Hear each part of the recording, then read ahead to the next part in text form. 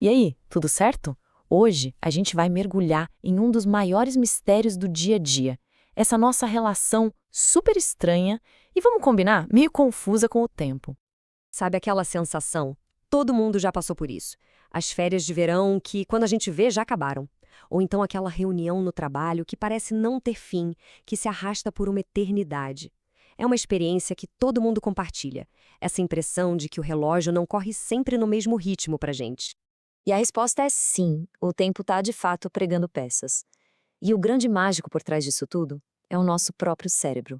A nossa percepção do tempo não é nada fixa, e a explicação para isso está toda na nossa psicologia e na nossa biologia. Ok, vamos entender isso melhor. Essa sensação de que o tempo estica e encolhe está totalmente ligada ao nosso nível de atenção e envolvimento. O físico Rafael Saman Martins destacou um ponto genial. Quando a gente está completamente imerso em algo, tipo um filmaço, a gente nem vê o tempo passar. Agora, o contrário acontece quando bate o tédio, né? Aí cada segundo parece uma hora. E isso nos leva direto para um conflito bem interessante, que vai ser o fio da meada da nossa conversa. A grande batalha entre o tempo objetivo, aquele do relógio na parede, e o nosso relógio interno, que é totalmente subjetivo. De um lado, a gente tem o tempo do relógio. Para a física clássica, ele é uma grandeza absoluta que não muda. É o tempo astronômico, baseado na rotação do nosso planeta. É aquele tempo que a gente mede certinho em segundos, minutos e horas. Já do outro lado está o tempo da mente, que a gente chama de tempo psicológico. E esse é a experiência pessoal de cada um. Ele é totalmente flexível, elástico e muitas vezes nem um pouco confiável. Ele acelera, ele desacelera, tudo dentro da nossa cabeça. E essa tabela aqui resume a diferença de um jeito perfeito. O tempo do relógio tem base na física, é constante e a gente mede com precisão. Já o tempo da mente vem da psicologia. Ele varia o tempo todo e é medido por sensações, por sentimentos e pela forma como a gente guarda as nossas memórias. Agora, vamos para a parte mais fascinante. Por que o nosso relógio da mente é tão maleável? As respostas estão todas aqui dentro, nos nossos próprios processos biológicos e psicológicos. A professora de gerontologia Adeuze Vânia Falcão traz uma explicação muito boa para isso. Para as crianças, o tempo parece passar bem devagar, porque tudo é novidade, né? Cada experiência é uma descoberta. Já na vida adulta, a rotina toma conta. Com menos coisas novas para processar, a sensação é de que o tempo simplesmente voa. E para entender como isso funciona, olha só que dado maluco. Nosso cérebro processa uns 400 bilhões de bits de informação por segundo, mas a gente só tem consciência de uns 2.000. Essa atividade gigantesca que acontece sem a gente perceber está diretamente ligada à forma como a gente sente o tempo passar. Existe até uma espécie de fórmula para isso. Pensa assim, quanto mais energia o nosso cérebro gasta para processar uma informação nova e complexa, mais lenta e mais rica em detalhes vai ser a nossa percepção da passagem do tempo. A novidade exige mais, sabe? Mais poder de processamento, e isso faz cada momento parecer mais denso, mais longo. Mas não é só o que acontece dentro da nossa cabeça. O mundo aqui fora e o nosso estado físico também têm um poder gigantesco de distorcer o nosso relógio da mente. A pesquisa aponta que existem 3 formas de perceber o tempo, e elas vivem interagindo.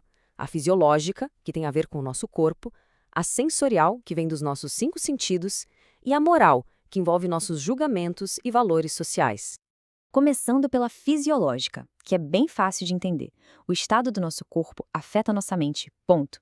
Estudos mostram que cansaço ou falta de sono, por exemplo, bagunçam o funcionamento do cérebro e criam aquela sensação forte de que o tempo simplesmente não passa. A coisa fica mais complexa quando a percepção sensorial, aquilo que a gente vê, ouve, sente, entra em conflito com a nossa percepção moral, que é nosso senso de certo e errado, de risco. Vamos pensar num exemplo super prático: dirigir mexendo no celular. Quando o foco está todo na conversa do celular, a percepção sensorial fica sobrecarregada.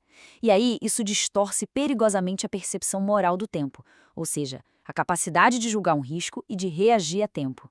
Um sentido acaba atrapalhando o outro, o que mostra como nossa experiência do tempo é toda conectada e, às vezes, bem vulnerável. E para colocar uma última camada de complexidade nisso tudo, existe um relógio invisível que todo mundo segue, aquela linha do tempo que a sociedade meio que impõe para a nossa vida.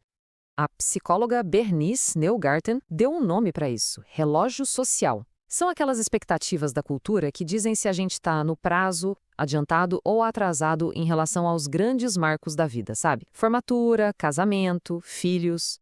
E o ponto principal aqui é que esse conceito sociológico mexe diretamente com a ansiedade de muita gente. Aquela sensação de estar ficando para trás na vida é uma distorção do tempo causada por uma pressão externa e não tem nada a ver com uma medida real de progresso ou de felicidade. Certo. Depois de passar pela biologia, pela psicologia e até pela sociologia do tempo, vamos tentar juntar todas essas peças do quebra-cabeça e ver o que a gente tira disso tudo. Bom, fica bem claro que não existe uma resposta única e simples. Para a física, o tempo é uma dimensão. Para a astronomia, é o movimento do nosso planeta. Para a filosofia, é uma sequência de eventos. E para a psicologia, é essa experiência subjetiva de energia gasta que a gente acabou de explorar. E talvez ninguém tenha resumido essa estranheza toda de forma tão genial quanto Albert Einstein. Essa frase dele nos lembra que, mesmo para as maiores mentes da ciência, a natureza do tempo continua sendo um mistério profundo e fascinante. E tudo isso nos deixa com uma última pergunta para refletir. Se a nossa percepção do tempo é tão flexível assim, se ela é moldada pela nossa atenção e pelas nossas experiências, será que isso não significa que a gente tem algum poder sobre ela? Como será que podemos usar esse conhecimento para preencher nossos dias com mais momentos que realmente valem a pena ser lembrados? Fica aí a reflexão.